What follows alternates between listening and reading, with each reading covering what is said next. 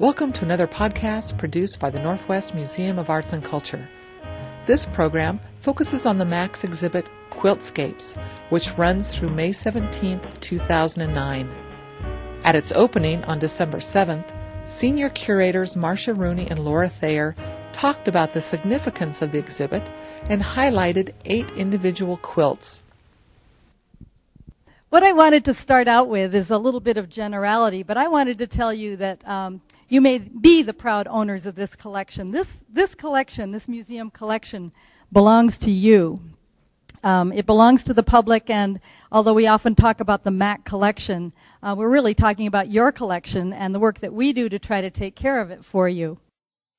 We're preserving about 65,000 objects in the collection right now, as well as an extensive archive collection. So we're busy taking care of that for you. And we're always looking for more objects and archives that tell the human story of the inland Northwest, the people of the inland Northwest, their values and their lifestyles, their interactions with each other, and their relationships to the land and the resources that we have here. So we're always looking for the story behind the objects.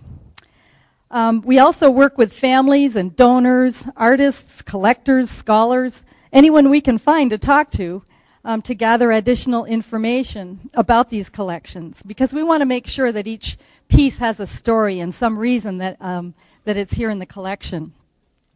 And as our financial resources allow us, we try to make all of this collection available to you. That could mean web access, it could mean access to the physical material, it could be the research library.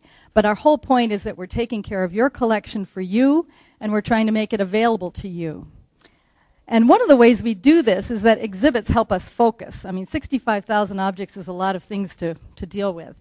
And so we study the objects closely when we decide to exhibit them, and it gives us a chance to find out what gaps are in the collection, what we might be missing, and to answer whatever questions arise when you start looking at objects. And I'm sure you're busy doing that with the quilts here. They raise a lot of questions. And the one thing we hear from you most often is, when are you going to bring that collection out of storage? So I'm really proud today to tell you that this is the quilt portion of our MAC collection.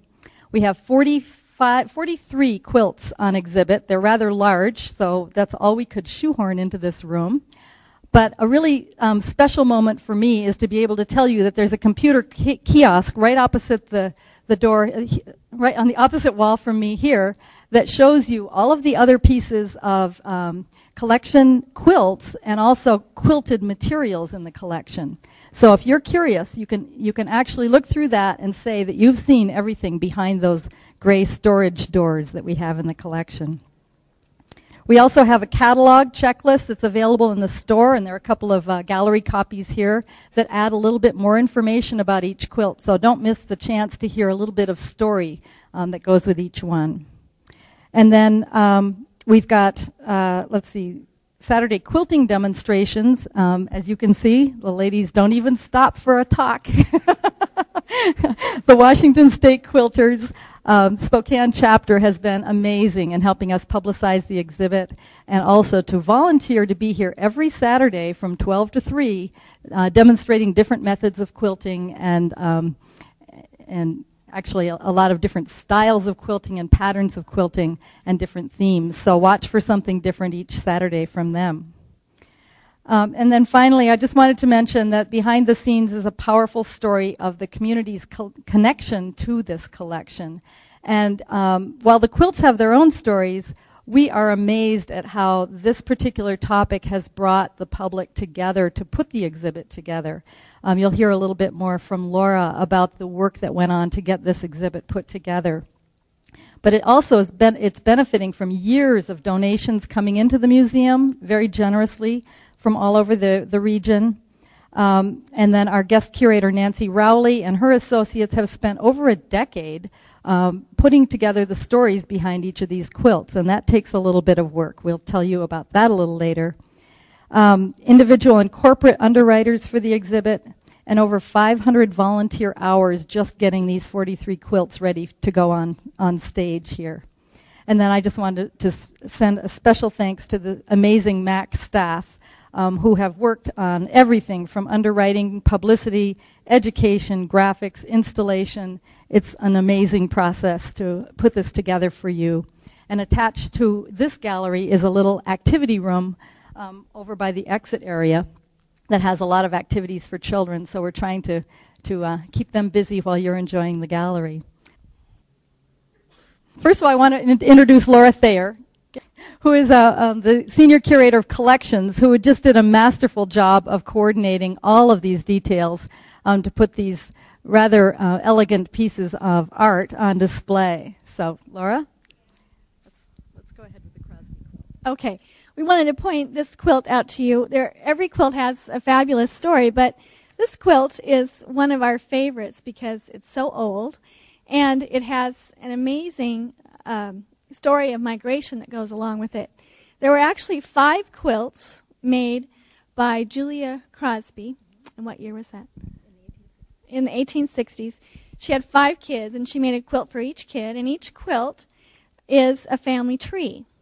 So this is John Quincy Adams' quilt. He was named for the president.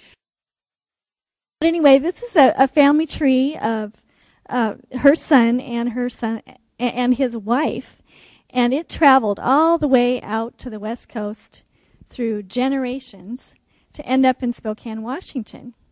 And Marsha has seen its twin, at least its twin, in the country that she comes from. So I'll let her tell you about that. Well, this is my favorite quilt because it came from Vermont, which is where I came from. So there was a little town called East Hardwick, Vermont, with a textile mill, which so many of the New England towns had in them. And I don't know whether the fabric in this quilt was actually made in East Hardwick, but it's very typical of the mid-19th century, what now appear to us to be pink and brown prints. But that little town is not much to sneeze at anymore. It's tiny.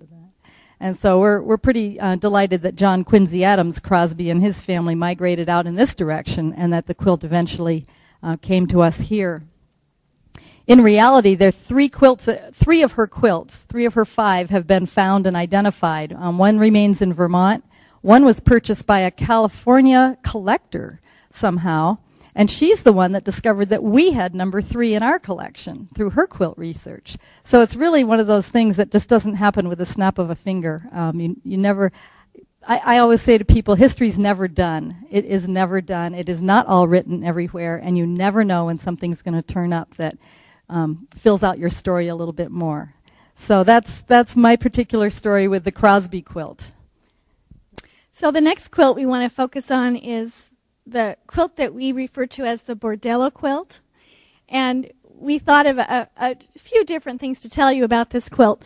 One is that it's made out of cigarette silks. And cigarette silks were put into cigarette packages right around 1920, as a way for tobacco companies to hook women on smoking. So when you come look at this closely, you'll see all these beautiful little rectangles of silk, and they have images of pretty women or butterflies on them. We know that this quilt was brought to Spokane by the Hennessy family, and they were undertakers in Walla Walla before they ended up here. And the story that came to us with this quilt is that some ladies of the night made it as a gift for their madam. And probably it was given to the funeral home as a way to help pay for funeral services when she died. At least that's the story that's come to us. And last time we had a quilt exhibit was in 1997, and right around that time this quilt came up for sale, and the Washington State Quilters Spokane chapter purchased the quilt for the museum collection. So we'd like to thank them again for that gift. There is one square on this quilt that is not what is referred to as a silky, and it's my favorite square on the quilt because it's so mysterious.